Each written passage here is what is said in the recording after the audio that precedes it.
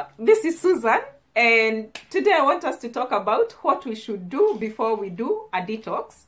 There are many kinds of detoxes, but the one I want to talk about today is the one where we take some pills or some herbs to flush out whatever has been sitting in our gut for a long time. A parasite cleanse is also a form of detox. So before we do that, we need to ensure that our detox pathways are clear so that whatever we are trying to detox does not get recirculated. Sometimes when we do a detox and we have flu-like symptoms, headaches, joint aches, skin rashes, that could be a sign that our detox pathways are clogged and the toxins are getting recirculated, and that is what we are trying to avoid. So our detox pathways include the digestive tract, the urinary tract, the lymphatic system, the respiratory system, the skin, the kidneys, and the liver. Those are our detox organs. We need also to ensure that we support them. So we need to ensure that at least we are having 2 or 3 bowel movements every day, or a bowel movement with each meal that we eat. So to help us achieve that, we need to do a more plant-based diet, a lot of fruits and vegetables, which is our insoluble fiber. And those foods are easy on the digestive tract, so they move along okay, and that's what we are trying to achieve. We also need soluble fiber, which includes psyllium husks, chia seeds, flax seeds, pumpkin seeds. And if we do the flax seeds, maybe it is good to grind them fresh because they tend to degrade very fast. And when we grind them fresh, maybe we can do just enough for 5 days and put that in the fridge. That way we do not lose out on the nutrients that we are trying to look for. Then we need to do enough water so that we do not get constipated, because the soluble fiber gets swells when we take it. So we need to ensure we are taking enough water so that when it swells, we do not get constipated, and we are also helping it to move along as it sweeps the colon and flushes out whatever we are trying to flush out. So we need to ensure at least 8 to 10 glasses of water. That's what we are looking for. And when we do that, we can put a little pinch of the good salts in the water, the pink Himalayan or the Celtic salt. That way, that ensures that the water does not run through us.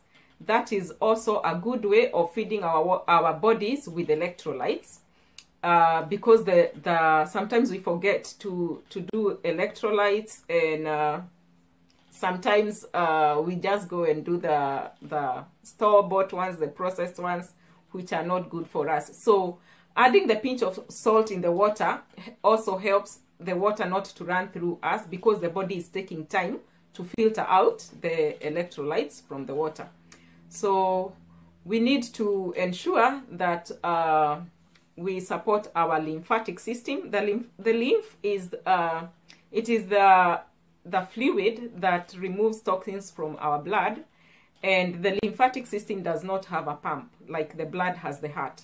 So we need to keep activating it, and we activate it by, we can do dry brushing. I can leave a link below, or we can Google search what is dry brushing. That will be very helpful. Or we can also do trampoline jumps. That's good for activating the lymph. We can also do whole body vibration plate. That is also very good for activating the lymph. And when we are detoxing, it is good to avoid dairy products and bananas, because those tend to thicken the lymph, and that is not good. It's heavy for the system, and we want everything to be light and be moving okay, and so that it does not overburden the system.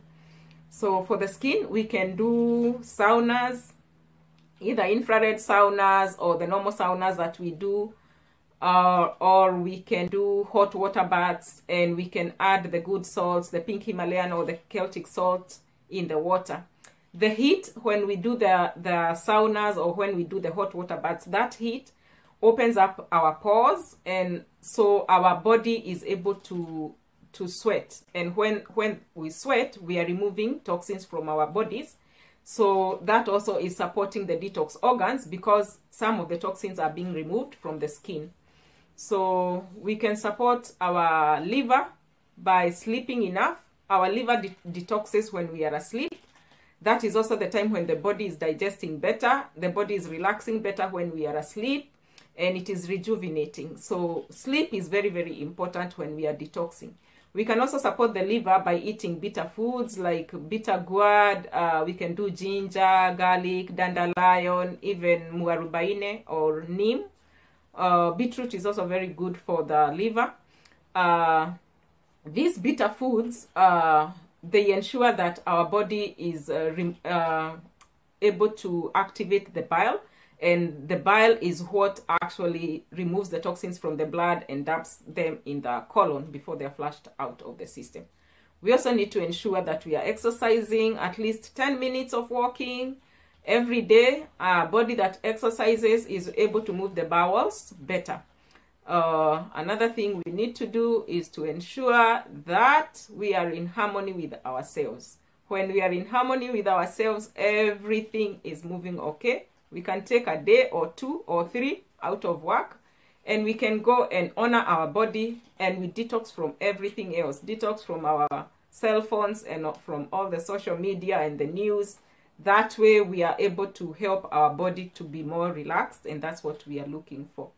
So I think that's all we have to say for this video, and I'll leave my link below, link to my website below. If you know anybody who needs help, or if you want me to help you, I'll also leave my number. On my website there is a form where somebody can fill in, and then I'll be able to get back to them. Thank you for sticking with me, and I hope this has been helpful to somebody. Until we meet next time, may God bless you and remain healthy. Bye.